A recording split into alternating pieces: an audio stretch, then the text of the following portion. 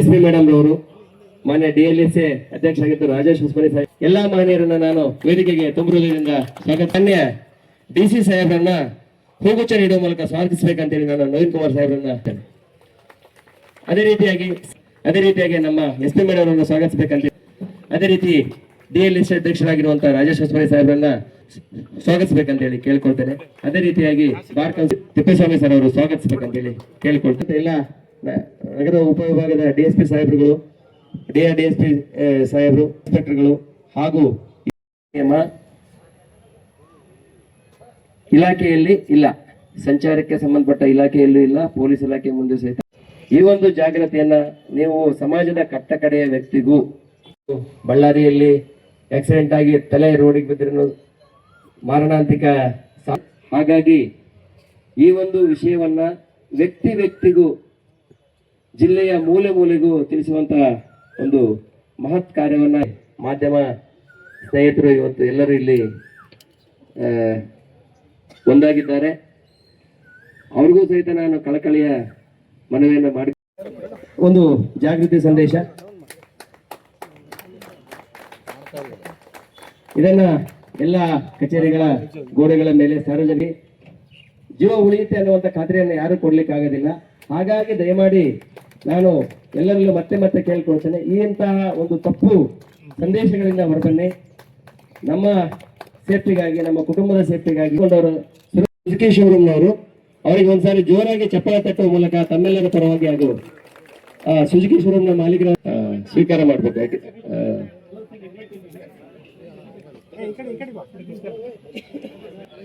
ಸ್ವೀಕಾರ ಮಾಡಿದ್ರು ಯಾರೆಲ್ಲ ತಗೊಂಡಿದ್ದೀರಿ ಹೆಲ್ಮೆಟ್, ನೀವು ಬಂದು ನಿಮ್ಮ ಬೈಕನ್ನ ಏರಿ ಸನ್ನದ್ಧರಿರಬೇಕು.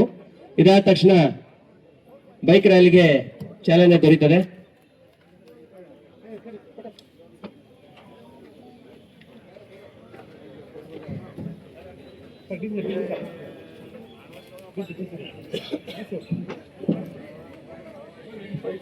ಬಳ್ಳಾರಿಯ ಪಾಲಿಗೆ ಇದೊಂದು ಅಭೂತಪೂರ್ವ ಕಾರ್ಯಕ್ರಮ. ಈ ತಿಂಗಳ ಕೊನೆಯವರೆಗೂ ವಿಶೇಷವಾಗಿ ಅವೇರ್ನೆಸ್ ನಡೀತದೆ.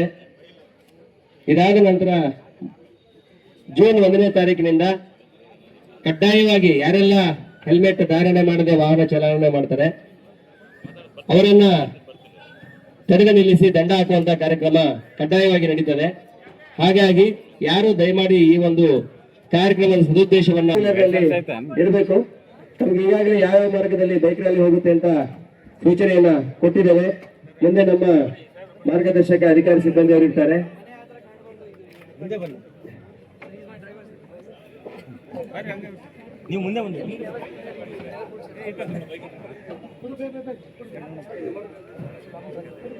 ಬೈಕ್ ರ್ಯಾಲಿಯಲ್ಲಿ ಭಾಗವಹಿಸುವಂತ ಎಲ್ಲ ಅಧಿಕಾರಿ ಮತ್ತು ಸಿಬ್ಬಂದಿಯವರು ದಯಮಾಡಿ ಎಲ್ಲರೂ ಬನ್ನಿ. ನಿಮ್ಗೆ ಆಲ್ರೆಡಿ 2 ಬಾರಿ ಕೊಟ್ಟಿದೆಯಪ್ಪ ಹೆಲ್ಮೆಟ್, ನಿಮಗೇನಿಲ್ಲ ಉಚಿತ ಹೆಲ್ಮೆಟ್. ಬನ್ನಿ, ಮನೆಗಿರೋದ್ಲು ಮತ್ತೆ ಈ 2 ತಗೊಳಕ ಬನ್ನಿ. 2 ಬಾರಿ ಮತ್ತೆ ಹಿಂಗ್ ಕಣ್ಬಿಟ್ಟಿಗೆ ನೋಡ್ತಾರೆ, ಕೊಡ್ತಾರೆ ನಮಗೆ. ಪೊಲೀಸರಿಗಾಗೋ ಕಾನೂನು ಹೇಳುತ್ತಂತ ಬೇಡ, ಯಾಕಂದ್ರೆ ಅದಕ್ಕೂ ಭಯ ಬಿತ್ತು ಬೇಡ. ನಾವು ಸ್ವತಃ ನನ್ನ ನಂಬಿಕೊಂಡಿದ್ದವರು ಮನೆಯಲ್ಲಿ ಇದ್ದಾರೆ, ನಾನು ಕ್ಷೇಮವಾಗಿ. ಬಟ್ ಇದು ಬೆಲೆ ಕಟ್ಟಲಾಗದ ಒಂದು ನಮ್ಮ ದೇಹಕ್ಕೆ, ಮೆದುಳಿಗೆ ನಾವೇನು ಹಾಕಿದೀವಿ ಏನೂ ಇಲ್ಲ. ಕೇವಲ ಒಂದು ಮೊಬೈಲ್ ತಗೊಂಡ್ರೆ ಅಷ್ಟು ನೀವು ಸೇಫ್ಟಿ ಮಾಡ್ಬೇಕಾದ್ರೆ ಇಡೀ ನಮ್ಮ ಜೀವನ ಪ್ರೈಸ್ಲೆಸ್, ಬೆಲೆ ಕಟ್ಟಲಾಗದಂಥ ಜೀವನಕ್ಕೆ ನಾವು ಏನು ಮಾಡ್ತಾ ಇದ್ದೀವಿ. ಆಮೇಲೆ ಇನ್ನೊಂದು ಏನಂತಂದರೆ, ಜೀವ ಇದ್ರೆ ಜಗತ್ತು. ಈಗ ನಾವು ಇವತ್ತು ಜನರು ಜೀವಂತ ಇದೀವಿ ಅಂತ ಇದೆಲ್ಲ ನಮ್ಗೆ ಜಗತ್ತು ಜೀವಂತ ಇದೆ. ಬಟ್ ನಾವೇ ಇಲ್ಲ ಅಂದರೆ ನಮ್ಮ ಫ್ಯಾಮಿಲಿ ಮೆಂಬರ್ಸ್ ಇರ್ತೀವಿ. ಈಗಾಗಲೇ ನಮ್ಮ ಅಧ್ಯಕ್ಷ ಹೇಳಿದಾಗೆ ಫೆಟಲ್ ಆಕ್ಸಿಡೆಂಟ್ ಆದರೆ ವರ್ಷಾನುಗಟ್ಟಲೆ ಅವ್ರ ಪರಿಸ್ಥಿತಿ. ಆ ನಿಟ್ಟಿನಲ್ಲಿ SP ಮೇಡಮ್ ಅವರು ಒಂದು ಒಳ್ಳೆಯ ನಿರ್ಧಾರವನ್ನು ತಗೊಂಡಿದ್ದಾರೆ. ಇದು ನಾಳೆಯಿಂದನೇ ಅಥವಾ ಈ ಮಂತ್ ಆದ ನಂತರ ಜೂನ್ 1ರಿಂದ ಅಂತ ಹೇಳ್ತಾ ಇದ್ದಾರೆ ಮೇಡಮ್. ಇದು ಕಡ್ಡಾಯವಾಗಿ ಎಲ್ಲರೂ ಪಾಲಿಸೋಣ. ಆಮೇಲೆ ಜೀವಗಳನ್ನು ಉಳಿಸೋಣ, ನಮ್ಮವ್ರನ್ನ ಉಳಿಸೋಣ, ನಮ್ಮ ಕುಟುಂಬದವ್ರನ್ನ ಉಳಿಸೋಣ, ನಮ್ಮ ಸ್ನೇಹಿತರನ್ನ ಉಳಿಸೋಣ ಅಂತ ಈ ಸಂದರ್ಭದಲ್ಲಿ ನಾನು ಹೇಳ್ತೀನಿ. 62 ಕುಟುಂಬಗಳು ಅವರು ಎಲ್ಲಿ ತನಕ ಬದುಕಿರ್ತಾರೆ ಅವರು ಅದೇ ಒಂದು ಕಹಿ ನೆನಪಲ್ಲೇ ಅವರ ಜೀವನ ಮಾಡಬೇಕು. ಸುಮಾರು 2500 ವ್ಯಕ್ತಿಗಳು ಅಂತ ಇಟ್ಕೊಳ್ಳಿ. ಒಂದು ಕುಟುಂಬದಲ್ಲಿ 5 ಜನ ಇದ್ರೆ ಅಂದ್ರೆ ಆ ನೋವು ಮತ್ತೆ ಬೇರೆಯವ್ರಿಗೆ ಬರಬಾರ್ದು, ಅವರ ಜೀವವನ್ನು ಉಳಿಸ್ಬೇಕು, ನಾವು ರಕ್ಷಣೆ ಮಾಡ್ಕೋಬಹುದು ಅನ್ನೋದಕ್ಕೆ ಈ ಒಂದು ವಿಶೇಷ ಕಾರ್ಯಕ್ರಮಕ್ಕೆ ನಮ್ಮ SP ಮೇಡಮ್ ಅವರು ಚಾಲನೆ ಕೊಟ್ಟಿದ್ದಾರೆ. ಅವರು ಬಂದಾಗಿಂದ ಒಂದಿಲ್ಲ ಒಂದು ಒಳ್ಳೆ ಕೆಲಸ ಮಾಡ್ತಾ ಇದ್ದಾರೆ. ಬಟ್ ಬಹಳ ನಾನು ನಿರೀಕ್ಷೆ ಮಾಡಿದ ಕೆಲಸ, ನಾನು ಡಿಸ್ಕಷನ್ ಕೂಡ ಮಾಡಿದ್ದೆ 2-3 ಸಾರಿ. ಆ ಕೆಲಸಕ್ಕೆ ಇವತ್ತು ಚಾಲನೆ ಕೊಡ್ತಾ ಇದ್ದಾರೆ. ನಮಗೆಲ್ಲರಿಗೂ ಇದು ಬಹಳ ಸಂತೋಷದ ವಿಷಯ. ಎನ್ಫೋರ್ಸ್ಮೆಂಟ್ ಆಫ್ ಲಾ, ಕಾನೂನನ್ನು ಜಾರಿ ಮಾಡೋ ವಿಷಯಕ್ಕೆ ಬಂದಾಗ ನಾವು ಸಾರ್ವಜನಿಕರಾಗಿ ಒಂದು ಅರ್ಥ ಮಾಡ್ಕೋಬೇಕು, ಕಾನೂನನ್ನು ನಾವೇ ಮಾಡ್ಕೊಂಡಿರೋದು, ನಮ್ಮ ಹಿತರಕ್ಷಣೆಗಾಗಿ ನಾವು ಕಾನೂನು ಮಾಡಿರೋದು. ಬೆಂಗಳೂರಿನಲ್ಲಿ ಹೇಗೆ ಕಡ್ಡಾಯ ಹೆಲ್ಮೆಟ್ ಧರಿಸೋದು ಕಡ್ಡಾಯ ಇದೆ, ಅದೇ ರೀತಿ ಬಳ್ಳಾರಿಯಲ್ಲಿ ಆಗಬೇಕು ಅಂತ ನಾವು ಯಾಕೆ ಹೇಳ್ತೀವಿ ಅಂದರೆ, ಜೀವ ರಕ್ಷಣೆಗೆ, ನಾಗರಿಕರ ಪ್ರಾಣ ರಕ್ಷಣೆಗೆ ಇರುವಂತಹ ಕಾನೂನನ್ನು ನಾವು ಜಾರಿ ಮಾಡೋಕ್ಕೆ ಹೊರಟಿದ್ದೇವೆ. ಇದರಲ್ಲಿ ಯಾರಾದರೂ ಬಂದು ಮನವಿ ಕೊಟ್ಟರೆ ನಮಗೆ ಹೆಲ್ಮೆಟ್ ಕಡ್ಡಾಯ ಇರೋದನ್ನು ತೆಗಿರಿ ಅಂತ, ಅದರ ಅರ್ಥ ಏನಂತ ಹೇಳಿದರೆ ನೀವು ಜನರ ಪ್ರಾಣ ರಕ್ಷಣೆ ಮಾಡಬೇಡಿ ಅಂತ ಅರ್ಥ. ನಾಳೆ ಒತ್ತಡ ಬರ್ಬೋದು, ಬಟ್ ನಾವು ಇದರಲ್ಲಿ ಹಿಂದೆ ಹೋಗೋ ಪ್ರಶ್ನೆಯಲ್ಲಿ ಇಲ್ಲ. ಜಿಲ್ಲಾಡಳಿತ ಇದರಲ್ಲಿ ಹಿಂದೆ ಹೋಗೋ ಪ್ರಶ್ನೆಯಲ್ಲಿ ಇಲ್ಲ. ಸೊ ಆದ್ದರಿಂದ ತಮ್ಮ ಸಹಕಾರ ನಮಗೆಲ್ಲ ಬೇಕು. ತಾವೆಲ್ಲ ಸಹಕಾರ ಖಂಡಿತವಾಗಿ ಮಾಡ್ತೀರಾ. ಈಗ ನಾವು ರೀಸೆಂಟ್ಲಿ ಹೇಳೋದು, ಸಕಾಲ ಸರ್ವಿಸ್ ಸೇವೆನಲ್ಲಿ ರಾಜ್ಯದಲ್ಲೇ ನಂಬರ್ 1 ಮಾರ್ಚ್ ಅಂತ್ಯದಲ್ಲಿ ಮಾಡಿದ್ವಿ. ಸೆನ್ಸಸ್ ಅಲ್ಲೇ ರಾಜ್ಯದಲ್ಲೇ ನಂಬರ್ 1 ಜನಗಣತಿಯಲ್ಲಿ. ಯಾಕೆ ಹೇಳ್ತೀನಿ ಅಂದರೆ, ನಮ್ಮ ಬಳ್ಳಾರಿಯ ಜನ ಅವ್ರಿಗೆ ಅಷ್ಟು ಇಚ್ಛಾಶಕ್ತಿ ಇದೆ ಅಂತ ಅರ್ಥ. ನಮ್ಮ ಅಧಿಕಾರಿಗಳು ಅವ್ರು ಕೆಲಸ ತೋರಿಸಿರೋ ರೀತಿ ಅದು ಏನು ಹೇಳುತ್ತೆ ಅಂದರೆ, ಬಳ್ಳಾರಿ ಜನರಿಗೆ ಅಷ್ಟು ಇಚ್ಛಾಶಕ್ತಿ ಇದೆ, ನಮ್ಮ ಸಾರ್ವಜನಿಕರಿಗೆ. ಆದರೆ ಹೊರಗಡೆ ನೋಡೋರಿಗೆ ಮಾತ್ರ ಅದ್ರ ಬಗ್ಗೆ ಒಳ್ಳೆ ಅಭಿಪ್ರಾಯ ಇರಲಿಲ್ಲ ಸೋಫಾರ್, ಈಗ ಬರ್ತಾ ಇದೆ. ಆದ್ದರಿಂದ ತಮಗೆಲ್ಲ ಇಚ್ಛಾಶಕ್ತಿ ಇದೆ, ಇದನ್ನು ತಾವು ನೆರವೇರಿಸಬೇಕು. ಯಾವುದೇ ರೀತಿ ವಿನಾಯಿತಿ ಕೇಳೋಕ್ಕೆ ಬರಬೇಡಿ. ನೀವು ವಿನಾಯಿತಿ ಕೇಳಿದರೆ ನಿಮ್ಮ ಫ್ಯಾಮಿಲಿಯ ರಕ್ಷಣೆಗೆ ನೀವು ನಿಂತಿಲ್ಲ ಅಂತ ಅರ್ಥ, ನಿಮ್ಮ ಫ್ಯಾಮಿಲಿಯ ಬಗ್ಗೆ ನಿಮಗೆ ಕಾಳಜಿ ಇಲ್ಲ ಅಂತ ಅರ್ಥ. ಆದ್ದರಿಂದ ತಮ್ಮ ಸಹಕಾರ ಕೋರಿ ಈ ಒಂದು ಕಾರ್ಯಕ್ರಮವನ್ನು ಯಶಸ್ವಿ ಮಾಡಿಕೊಡಿ ಅಂತ ಹೇಳಿ ನಾವು ತಮಗೆ ಮನವಿ ಮಾಡ್ತೇನೆ. Thank you. ಹೆಲ್ಮೆಟ್ ಬಗ್ಗೆ ಒಂದು ಜಾಗೃತಿ ಮೂಡಬೇಕು. ಇದು ಯಾರೋ ಎನ್ಫೋರ್ಸ್ ಮಾಡ್ತಾ ಇದ್ದಾರೆ, ಯಾರೋ ನೋಡ್ತಾ ಇದ್ದಾರೆ ನಮ್ಮನ್ನ, ಅದಕ್ಕೋಸ್ಕರ ಹೆಲ್ಮೆಟ್ ಧರಿಸ್ತೀವಿ ಅನ್ನೋಂಥ ಕಾರಣಕ್ಕೆ ಯಾವುದೇ ಕಾರಣಕ್ಕೂ ಸೀಮಿತ ಆಗಬಾರ್ದು.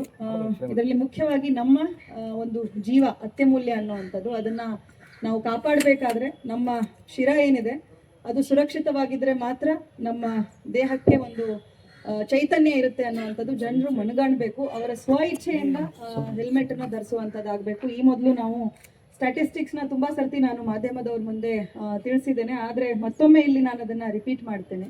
ಬಳ್ಳಾರಿ ಜಿಲ್ಲೆಯಲ್ಲಿ, ಕೇವಲ ಬಳ್ಳಾರಿ ಜಿಲ್ಲೆಯಲ್ಲಿ ಮಾತ್ರ ಕಳೆದ 3 ವರ್ಷದಲ್ಲಿ ಬೈಕ್ ಅಪಘಾತದಲ್ಲಿ ಮೃತಪಟ್ಟವರ ಸಂಖ್ಯೆ 462. 23ರಿಂದ ನಾನು ಸಂಖ್ಯೆ ತಗೊಂಡ್ರೆ 23ರಿಂದ 26 ಏಪ್ರಿಲ್ವರೆಗೆ 462 ಜನ ಮೃತಪಟ್ಟಿದ್ದಾರೆ. ಆನ್ ಆನ್ ಆವ್ರೇಜ್ 2 ದಿನಕ್ಕೆ 1 ಡೆತ್ ಆಗ್ತಾ ಇದೆ ಅನ್ನುವಂಥದ್ದು. 150 ಜನ 1 ವರ್ಷದಲ್ಲಿ ಮೃತಪಡ್ತಾ ಇರುವಂಥದ್ದು. 1 ವರ್ಷದಲ್ಲಿ ನೀವು 365 ದಿನ ತಗೊಂಡ್ರೆ 2 ದಿನಕ್ಕೆ 1 ಸಾವು ಬೈಕ್ ಅಪಘಾತದಲ್ಲಿ ಆಗ್ತಾ ಇರುವಂಥದ್ದು. ಇದು ಯಾವುದೇ ಒಂದು ನಾವು ಸಾಧನೆ ಮಾಡ್ತಾ ಇದ್ದೀವಿ, ನಾವು ಏನೋ ಒಂದು ಪ್ರಯತ್ನಶೀಲರಾಗಿದ್ದೀವಿ, ಆ ಒಂದು ಸಂದರ್ಭದಲ್ಲಿ ಜೀವ ಕಳ್ಕೊಂಡಿದ್ದೀವಿ ಅನ್ನೋವಂಥದ್ದಲ್ಲ. ಇದು ವಿನಾಕಾರಣ ಹೋಗುವಂಥ ಜೀವಗಳು, ಯಾವುದೇ ಒಂದು ಸ್ಟ್ರಾಂಗ್ ರೀಸನ್ ಇಲ್ಲದೆ ಇರುವಂಥ ಹೋಗುವಂಥ ಜೀವಗಳು. ಇದನ್ನು ಕಾಪಾಡ್ಕೊಳ್ಬೇಕಾದ್ರೆ ಒಂದು ಸಣ್ಣ ಇನ್ವೆಸ್ಟ್ಮೆಂಟ್ ನಮ್ಮದು ಹೆಲ್ಮೆಟ್ಗೋಸ್ಕರ ಆಗಿಬಿಟ್ರೆ ಸಫಿಷಿಯೆಂಟ್ ಆಗುತ್ತೆ. ಯಾರು ನೋಡ್ತಿದ್ದಾರೆ ಅಂತ ಮಾಡೋದ್ರ ಬದಲು ತಮಗೋಸ್ಕರ, ತಮ್ಮ ಫ್ಯಾಮಿಲಿಗೋಸ್ಕರ ಜನರು ಹೆಲ್ಮೆಟನ್ನು ಧರಿಸಬೇಕು. ಇಲ್ಲಿ ಈಗಾಗಲೇ ಅನೌನ್ಸ್ ಮಾಡುವಾಗ ಹೇಳಿದ್ರು, ಎಕ್ಸೆಂಪ್ಷನ್ ಅನ್ನುವಂಥದ್ದು ಯಾವ ಜಿಲ್ಲೆಗೂ ಇಲ್ಲ. ಸೆಕೆ ಇದೆ ಅನ್ನುವಂಥದ್ದು ನಾವು ನಮಗೆ ಕೊಟ್ಕೊಳ್ಳುವಂಥ ಕಾರಣ ಮಾತ್ರ. ಹೆಲ್ಮೆಟ್ ಹಾಕ್ಕೊಂಡು ನಾವು ಮೊನ್ನೆ ಒಂದು ಇನ್ಸ್ಟೆನ್ಸ್ ನಾನು ಹೇಳಲಿಕ್ಕೆ ಇಷ್ಟಪಡ್ತೇನೆ ಸರ್. ಒಂದು ಫಿಟ್ಸ್ ಬಂದು ಟ್ರಾಫಿಕ್ ಲಿಮಿಟ್ಸಲ್ಲಿ ಇಲ್ಲೇ ಸ್ಲೋ ಸ್ಪೀಡಲ್ಲಿ ಹೋಗ್ತಾ ಇದ್ದಂಥ ವ್ಯಕ್ತಿ ಹೋಗುವಾಗಲೇ ಫಿಟ್ಸ್ ಬಂದು ಅವನು ವೆಹಿಕಲ್ ಬಿದ್ದುಬಿಡುತ್ತೆ. ಬಟ್ ಬಿಕಾಸ್ ಹೆಲ್ಮೆಟ್ ಆಗಿಲ್ಲ ಅನ್ನೋ ಕಾರಣಕ್ಕೆ ಅವನು ಸಾವಾಗುವಂಥದ್ದು. ಅದರಲ್ಲಿ ಏನೋ ಸ್ಪೀಡ್ ಇದ್ದು ಮತ್ತೊಂದಿತ್ತು ಅಂತಿಲ್ಲ. ಫಿಟ್ಸು ಹೆಲ್ಮೆಟ್ ಇದ್ದಿದ್ರೆ ಅವ್ರ ಜೀವ ಉಳಿತಿತ್ತು. ಸ್ಲೋ ಸ್ಪೀಡಲ್ಲಿದ್ದು ಫಿಟ್ಸ್ ಬಂದು ಬಿದ್ದಿದ್ದು ತಲೆಗೆ ಇಂಜುರಿ ಆಗಿದ್ದಕ್ಕೆ ಡೆತ್ ಆಗಿರುವಂಥದ್ದು. ಸೊ ಇಂಥವನ್ನೆಲ್ಲ ನಾವು ತುಂಬ ಅವಾಯ್ಡ್ ಮಾಡ್ಬೋದು ಹೆಲ್ಮೆಟನ್ನು ಒಂದನ್ನು ನಾವು ಬಳಸಿದ್ರೆ. ಸೊ ಈ ಒಂದು ಸಂದರ್ಭದಲ್ಲಿ ನಾನು ಮತ್ತೆ ಜನರಲ್ಲಿ ಒಂದು ಕಳಕಳಿಯ ವಿನಂತಿ ಮಾಡ್ತೇನೆ, ಎಲ್ಲರೂ ದಯವಿಟ್ಟು ಹೆಲ್ಮೆಟನ್ನು ಬಳಸಿ ನಿಮ್ಮ ಜೀವವನ್ನು ಉಳಿಸ್ಕೊಳ್ಳಿ. ಸೊ ಈ ಮಾತಾಡಿ ನನ್ನ ಮಾತುಗಳನ್ನ ಮುಗಿಸ್ತೇನೆ. I request. ಜೂನ್ 1ನೇ ತಾರೀಕಿನ ನಂತರ, ಇವತ್ತಿನಲ್ಲಿ ಅದು ಕಡ್ಡಾಯವಾಗಿ ಜಾರಿ ಆಗ್ತದೆ, ಆದರೆ ಜೂನ್ 1ನೇ ತಾರೀಕುವರೆಗೆ ಅಂದ್ರೆ ಕ್ರಮ ಇದಾಗಿರುತ್ತೆ. ಅದಾದ ನಂತರ ಜೂನ್ ತಿಂಗಳ ನಂತರ ಯಾರೆಲ್ಲ ಹೆಲ್ಮೆಟ್ ಇಲ್ಲದೆ ಅಂತ ಕಾರ್ಯಕ್ರಮ ಇದು ಕಡ್ಡಾಯವಾಗಿ ಜಾರಿ ಆಗ್ತದೆ. ಒಂದು ರಾಂಗ್ ಕಾನ್ಸೆಪ್ಟ್, ಒಂದು ತಪ್ಪಾದ ಗ್ರಹಿಕೆ ಬಳ್ಳಾರಿ ಜನರಲ್ಲಿ ಮೂಡಿದೆ. ಇಲ್ಲಿ ಬಿಸಿಲಿನ ತಾಪ ಹೆಚ್ಚಾಗಿರುವ ಕಾರಣ ಬಳ್ಳಾರಿಗೆ ಹೆಲ್ಮೆಟ್ ಎಕ್ಸಂಪ್ಷನ್ ಕೊಡಲಾಗಿದೆ ಅಂತ ಹೇಳಿ ಒಂದು ತುಂಬಾ ಆಳವಾದ ಒಂದು ತಪ್ಪು ಕಲ್ಪನೆ ಬೇರೂರು ಇರುವಂತದ್ದು. ಆ ತರಹದ ಯಾವುದೇ ನಿಯಮ ಸರ್ಕಾರದ ಮುಂದೆ ಆಗ್ಲಿ ಪೊಲೀಸ್ ಇಲಾಖೆ ಮುಂದೆ ಆಗ್ಲಿ ಇಲ್ಲ. ಎಲ್ಲರಿಗೂ ಕಡ್ಡಾಯ ಹೆಲ್ಮೆಟ್ ಧರಿಸುವಂತದ್ದು, ವಿಶೇಷವಾಗಿ ಟೂ ವೀಲರ್ ಚಾಲನೆ ಮಾಡುವವರಿಗೆ. ಆಕ್ಚುಲಿ ಮುಂದೆ ಗಾಡಿ ಓಡಿಸುವವರು ಮತ್ತೆ ಹಿಂದೆ ಕುಂತವರು 2 ಜನ ಕಡ್ಡಾಯವಾಗಿ ಹೆಲ್ಮೆಟ್ ಅನ್ನ ಧರಿಸಲೇಬೇಕು. ಕೊನೆ ಪಕ್ಷ ಮುಂದೆ ಗಾಡಿ ಚಾಲನೆ ಮಾಡುವಂತವ್ರು ಕಡ್ಡಾಯವಾಗಿ ಹೆಲ್ಮೆಟ್ ಧಾರಣೆ ಮಾಡ್ಬೇಕನ್ನುವಂಥದ್ದು ಸಾರಿಗೆ ಇಲಾಖೆ ಮತ್ತು ಪೊಲೀಸ್ ಇಲಾಖೆ ನಿಯಮ ಆಗಿರುತ್ತೆ. ಹಾಗಾಗಿ ಈ ಯಾವುದೇ ಸುಳ್ಳು ವಿಷಯಗಳಿಗೆ ಮಹತ್ವವನ್ನು ಕೊಡದೆ ನಾವು ಜೀವವನ್ನು ರಕ್ಷಣೆ ಮಾಡಿಕೊಳ್ಬೇಕಾಗಿದ್ದು ನಮ್ಮ ಮತ್ತು ನಿಮ್ಮ ಎಲ್ಲರ ಹೊಣೆಗಾರಿಕೆ ಆಗಿದೆ. ನಾವು ಜವಾಬ್ದಾರಿ ಹೊತ್ತ ಪೊಲೀಸ್ ಇಲಾಖೆಯಾಗಿ ಜನಸಾಮಾನ್ಯರ ಜೀವ ರಕ್ಷಣೆಯ ಕೈಂಕರ್ಯವನ್ನು ಕೈಗೊಳ್ಳಬೇಕಾಗಿರುವುದು ಕೂಡ ನಮ್ಮ ಆದ್ಯ ಕರ್ತವ್ಯ ಆಗಿದೆ. ಮೊದಲಿಗೆ ಹೆಲ್ಮೆಟ್ ಜಾಗೃತಿ ಕಾರ್ಯಕ್ರಮವನ್ನು ಮಾಡಿ ಇದರಲ್ಲಿ ಒಂದಷ್ಟು ಜನರಿಗೆ ಉಚಿತವಾಗಿ ಹೆಲ್ಮೆಟ್ಗಳನ್ನು ವಿತರಣೆ ಮಾಡುವ ಮೂಲಕ ಈ ಕಾರ್ಯಕ್ರಮಕ್ಕೆ ಚಾಲನೆಯನ್ನು ಕೊಡ್ತಾ ಇದ್ದೇವೆ ಭಾವಿಸಿದ್ದೇನೆ. ಈ ಕಾರ್ಯಕ್ರಮದಲ್ಲಿ ವಿಶೇಷವಾಗಿ ನಮ್ಮ ಪೊಲೀಸ್ ಸಿಬ್ಬಂದಿಯವರು ಮೊದಲು ನಾವು ಹೆಲ್ಮೆಟ್ ಹಾಕೊಂಡು ವಾಹನ ಚಾಲನೆ ಆರಂಭ ಮಾಡಿದರೆ ಪರಿಣಾಮಗೊಳ್ತದೆ. ಇದಕ್ಕೂ ಸ್ವಲ್ಪ ಮುಂಚೆ ನಾವು ಯಾರೆಲ್ಲ ಸಿಬ್ಬಂದಿಗಳು, ವಿಶೇಷವಾಗಿ ಸರ್ಕಾರಿ ಕಚೇರಿಗಳಲ್ಲಿ ಕೆಲಸ ಮಾಡುವಂಥ ಸಿಬ್ಬಂದಿಗಳು ಯಾರೆಲ್ಲ ಹೆಲ್ಮೆಟ್ ಹಾಕಿ ಈ ಕಾರ್ಯಕ್ರಮದಲ್ಲಿ ವ್ಯತ್ಯಯ ಆಗಿತ್ತು. ಇದಾದ ನಂತರ ಮೇ ತಿಂಗಳ ಕೊನೆಯವರೆಗೂ awareness respective of department service ಎಲ್ಲರೂ ಈ ಕಾರ್ಯಕ್ರಮದಲ್ಲಿ ಕೈ ಜೋಡಿಸಬೇಕು. ವಿಶೇಷವಾಗಿ ನಾವು ವಿಕ್ಟಿಮ್ ಆಗೋದಲ್ಲದೆ ನಮ್ಮ ಕುಟುಂಬವನ್ನ ವಿಕ್ಟಿಮೈಸ್ ಮಾಡ್ತೀವಿ, ಅವರನ್ನು ಸಹಿತ ನಾವು ದಾರುಣ ಸ್ಥಿತಿಗೆ ತಳ್ತೀವಿ. ಒಬ್ಬ ವ್ಯಕ್ತಿ ಆಕ್ಸಿಡೆಂಟ್ ಆಗಿ ಸತ್ತಿದ್ದಾನೆ ಅಂದ್ರೆ ಕಾರ್ಯಕ್ರಮ ಹೆಲ್ಮೆಟ್ ಬಗ್ಗೆ ಅವೇರ್ನೆಸ್ ಇಲ್ಲಿ ಬಹಳ ಕಡಿಮೆ ಇದೆ ಬಳ್ಳಾರಿಯಲ್ಲಿ. ತಾವು ಈಗಾಗಲೇ ಡಿ ಸಿ ಸರ್ ಕೂಡ ಹೇಳಿದ್ರಿ, ಜನರು ಇಲ್ಲಿ ಸ್ವಲ್ಪ ಶೆಕೆ ಜಾಸ್ತಿ ಇರುತ್ತೆ, ಡಿಸ್ಕಂಫರ್ಟ್ ಆಗುತ್ತೆ ಅಂತ ಕಾರಣಕ್ಕಾಗಿ ಹೆಲ್ಮೆಟ್ ಬಳಸಲ್ಲ. ನಮಗೆ ಸ್ವಲ್ಪ ಡಿಸ್ಕಂಫರ್ಟ್ ಅನ್ಸ್ಬಹುದು, ಅನುಭವ ಆಗಬಹುದು, ಸ್ವಲ್ಪ ಡಿಸ್ಕಂಫರ್ಟ್, ಸ್ವಲ್ಪ ಶೆಕೆ. ಆದರೂ ನಾವು ನಮ್ಮ ಜೀವನವನ್ನು ಉಳಿಸಬಹುದು. ಈ ನಿಟ್ಟಿನಲ್ಲಿ ನಾವು ಸ್ವಲ್ಪ ಯೋಚನೆ ಮಾಡಿಕೊಂಡು ಎಲ್ಲ ಟ್ರಾಫಿಕ್ ರೂಲ್ಸ್ ಫಾಲೋ ಮಾಡಿದರೆ ಮತ್ತು ಹೆಲ್ಮೆಟ್ ಸೇಫ್ಟಿ ಸಂದರ್ಭದಿಂದ ಮುಂದೆ ನಮ್ಮ ಬೈಕ್ಸ್ ಅವೆಲ್ಲ ನಾವು ನಡೆಸಿದರೆ ನಮ್ಮೆಲ್ಲರಿಗೆ ಚೆನ್ನಾಗಿರುತ್ತೆ ಮತ್ತು ರೋಡ್ ಸೇಫ್ಟಿ ಆಗುತ್ತೆ. Ballari anyway it is rank 1 in lot of things. It should not be rank 1 in accidents. So ದಯವಿಟ್ಟು ತಾವು ಎಲ್ಲರೂ ಹೆಲ್ಮೆಟ್ ಬಳಸಿ ನಿಮ್ಮ ಜೀವನವನ್ನು ಉಳಿಸಿ. Thank you. ಫ್ರೀ ಹೆಲ್ಮೆಟ್ ತಗೊಂಡೋಗಿದ್ರೆ ಯಾರು ಹಾಕ್ತಾ ಇಲ್ಲ. ಇವಾಗಲೂ ತಗೊಳ್ತೀರಾ, 4ನೇದಾಗುತ್ತೆ. ಮನೇಲಿ ಇಡಬೇಡಿ, ನೀವು ಹಾಕ್ಕೊಳ್ಳಿ. ಅಕ್ಕಪಕ್ಕದಲ್ಲಿ ಯಾರಾದರೂ ಹೆಲ್ಮೆಟ್ ಇಲ್ದಿರ ಓಡಾಡ್ತಾ ಇದ್ರೆ ಅವ್ರಿಗೂ ಸಹಕರಿಸಿ ಕೊಟ್ಟು ಹೆಲ್ಮೆಟ್ ಧರಿಸೋದಕ್ಕೆ ಇನ್ಸಿಸ್ಟ್ ಮಾಡಿ, ಜೀವ ಉಳಿಸಿ, ಸಂಸಾರಗಳನ್ನ ಕಾಪಾಡಿ. Thank you.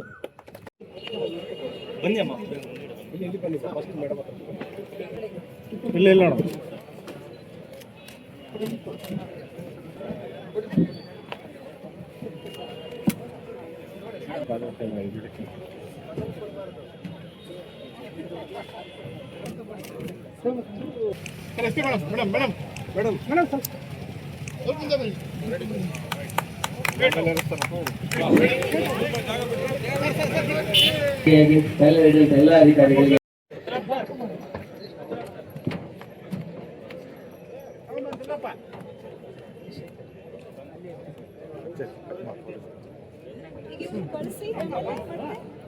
ಇವ್ರನ್ನ ಕಳಿಸ್ಬಿಡ್ತೇವೆ ಮೇಡಮ್.